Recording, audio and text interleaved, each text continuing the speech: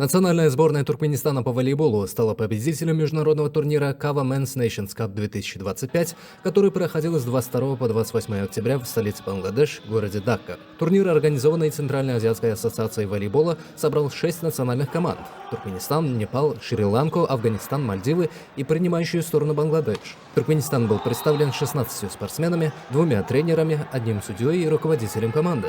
Сборная Туркменистана уверенно прошла весь турнирный путь, продемонстрировав высокий уровень подготовки и командной игры.